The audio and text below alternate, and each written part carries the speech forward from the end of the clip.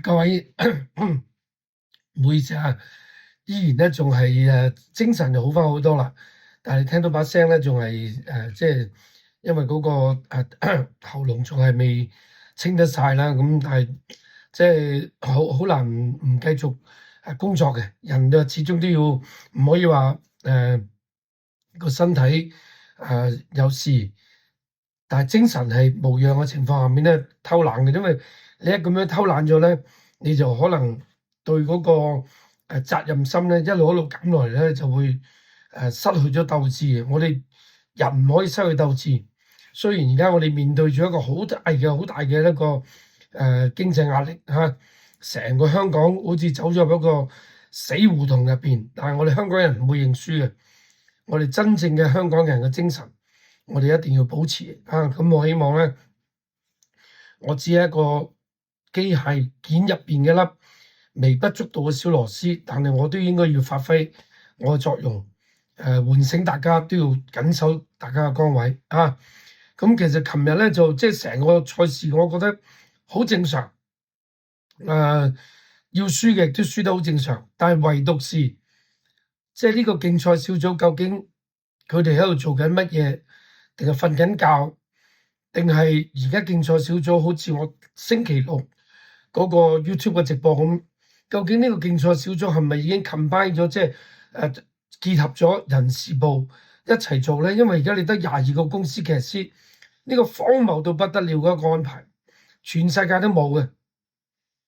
所有你成過千億嘅生意，就係請咗22個僆仔翻嚟去搞呢盤生意，咁而跑80幾次馬，仲要操馬係嘛？跟住又有少少嘅公關活動呢樣嗰樣，咁你基本上係冇休息時間嘅。好啦，咁就趁住呢啲咁樣嘅荒謬嘅不盡力策騎，竟然去罰佢1日半日，呢個係荒謬到極致。呢個香港嘅賽馬會，喂，你同一個普通嘅任何乒乓球會、足球會、網球會冇分別嘅，只不過你做嘅嘢可以合法攞出嚟賭，你又試下調翻轉，足球可以合法賭，網球啊、乒乓球啊，其他都可以賭嘅時候，你完全發覺根本大家都一樣。但係當你而家行緊呢個獨市生意，你喺度食老本，不知所謂。你完全罔顧公眾利益，罔顧你哋百幾年嘅會嘅歷史，做出呢啲咁不知所謂嘅行徑，你哋醜唔醜啊？我哋淨係成日都攞何澤堯嗰個 case 嚟講啦，係嘛？嗰隻起旺區平頭冠軍，影相平頭冠軍佢冇輸到，罰10日。你而家報文2隻馬，一而再，再而三，一隻豬肉在前，備盡全力停2日，跟住再嚟一隻，呢隻唔係停1日啦啩？即係等於你去偷嘢，你而家孭緊保，好啦，我而家俾你保釋嚇，咁咧就守行為1年嘅意思係咩？如果你唔係話犯同一件案啊，只要你再犯一件案，呢個守行為嘅1年就會立即即時執行，再加上你今次犯嘅案，例如如果再罰你1年嘅話，你即係即時執行2年嘅坐監嘅刑期咁解啊？咁你第一次罰你2日，你都仲未驚，你繼續係唔盡全力去跑隻馬，係好彩就叫平頭第4啫。其實你嗰隻唔盡全力跑唔到第4，你已經影響咗好多4重彩、4連環。喂，競賽小組呢個有派彩嘅大佬，你估你而家玩啊？你㗎，你慷投注人之慨啊！你簡直不知所謂啊！我已經開始我睇晒成個牛津字典又好，學咩嗰啲所有嘅偉大嘅中國文字嘅字典。咩個詞源啊，已經開始再揾唔到乜嘢去形容你呢班低能嘅香港馬會嘅管理階層所做出嚟嘅任何一個行徑㗎啦，已經除咗一個賤、低能、蠢、奴才之外，最適合你哋真嘅。身在福中不知福。我覺得成個賽後報告最值得講就係呢幾樣。咁當然啦，第一場我覺得阿楊明倫同阿鄭俊偉係值得恭喜嘅。好啦，個個都以為呢兩隻側身又唱到熱晒噶嘛，好似贏緊咁，人哋翻嚟透識路咪贏你咯。寶駿上次新力明贏你啦，已經上次都明贏你啫嘛。佢唔中意嘅地方點解咧？佢頂口嘅啫嘛，仲係冇人睇到。我哋當然中晒，我3膽147，我哋全局中4重彩4連賣3重彩單 T， 因為147冇得走，呢啲場合有時就係投注策略去取勝噶啦。咁呢隻起勝盡佢擺到明啦。上次一出嚟個泥地跑過第5，呢場馬擺到明，臨尾落飛落嚟。跑得唔好啫嘛，跑啲位置都有啊。黃志雲，不過冇所謂啦，跑到第4咪已經中，我哋6環彩都中啊。如果有六重彩啊，呢啲起正進嘅星之源品德寶寶全部都喺度。好啦，第2場啦，唯一一隻真情，跑得咁好。咁當日跑得好嘅時候，有啲跑得唔好咯，例如嗰啲咩風雲唔知跑去邊啦，朗日雪風唔知跑去邊啦。係嘛？咁跟住咧就呢隻無敵精英亦都唔知跑去邊啦。咁有時就係咁樣，但係唔怪得嘅，呢啲5班馬就係咁嘅，老傷病弱殘，情緒化係嘛？好多嘢影響嘅。咁人哋睇得咁準，夾得咁準，嗱呢啲我哋好公道啊！香港馬迷，你夾得咁準，抵你中嘅你唔好話古靈精怪就得噶啦。好啦，去到第3場啦，咁加州活力。上次贏得非常靚噶，一樣咁跑啫，仲輕咁多。只不過翻嚟咧，你睇到股東嚟話你贏咁遠，大佬一下個磅下次會加多咗，再想贏冇咁容易。又係一注夾中神驅馬靈就恰如其分啦。標誌星球已經係近，不過今次人氣我取，你好似嗰啲咩東來欣賞唔知跑去邊，論文唔知跑去邊，係嘛？咁仲有呢啲領航才知米一九樣，係嘛？好啦，對第4場極速滿貫，喺我自己嗰個職場我都有話4重彩，大家絕對可以考慮。上次喺外欄追已經追得近，呢一馬每次爆冷我追到佢，今次個心唔夠狠，因為諗住就係得呢隻馬跑啫嘛，奮鬥心啦，美麗歡聲啦，就3軍勇將啦，點不知原來3軍勇將。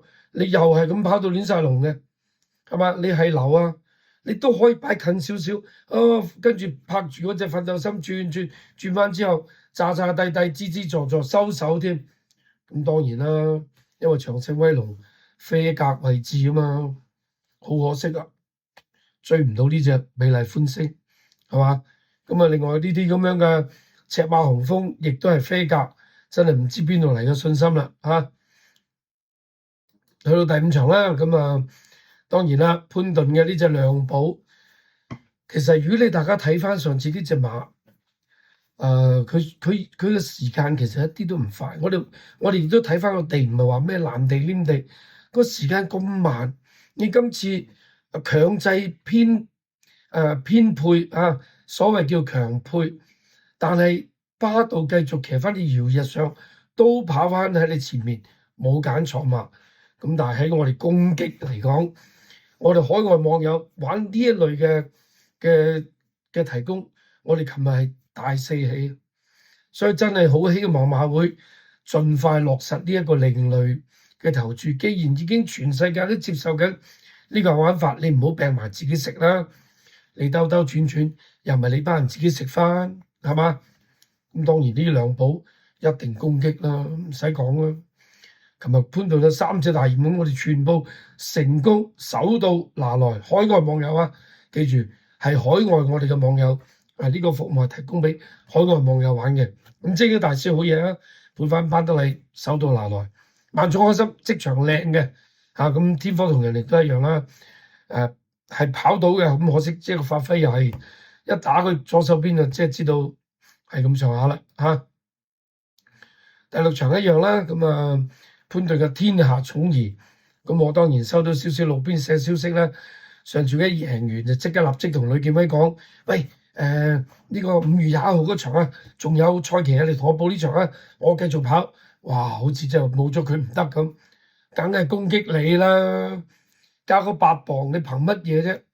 咁你再睇埋今次人哋呢啲燭光晚餐有備而嚟，喂，嗰個谷閘唔係假嘅，而家好似而家啲人咧太過有調翻轉，即係咪香港呢班圈養馬評師係過分自己覺得自己好叻啊？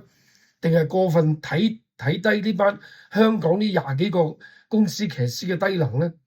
乜嘢都話上口，話上口，咁呢個騎師嚟托柒咩？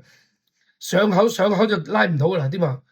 你哋唔好成日俾佢哋講下，你當咗件真事先得。你睇下以前有冇聽過呢啲咩上晒口？冇呢回事發生嘅。騎師就係騎師，佢神操有操過呢啲馬嘅，佢全部有教嘅。神操唔上口就乜嘢都唔上口，拍住兩隻馬，佢有拍跳嘅，佢唔知道隻馬點樣上口嘅時候點樣拉住佢。我既然你咁講，咪順住你講咯。所以你哋係白痴，你哋幫佢哋做咗好多 excuses 嘅，個藉口係你幫佢嘅，上乜柒口啫？咩？哇，江城幾好，我以為喂，如果連呢啲咁樣嘅有少少口嘅馬騎唔到，你仲使出嚟跑江湖嘅？阿黃俊啊，騎重口馬不知幾叻啊！有冇人讚過啊？黃俊啊，大家去睇翻黃俊以前騎啲重口馬，隻神服服。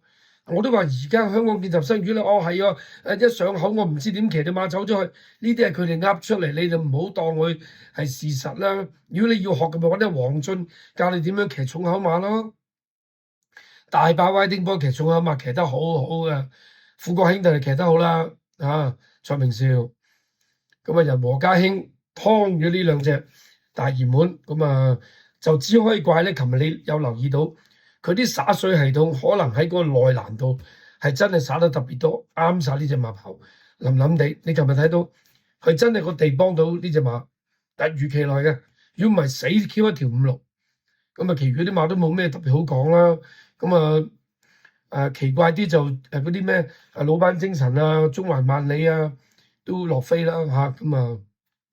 其實冇嘢可講，啲人和家興呢啲係因為個場地造就佢。當然大家如果記得有一場馬我都話喂，我博隻人和家興嗰場我都跑第4，其實隻馬翻咗嚟嘅。咁但係呢場湯你咁即係證明咧5-6呢兩隻馬唔係咁高嘅。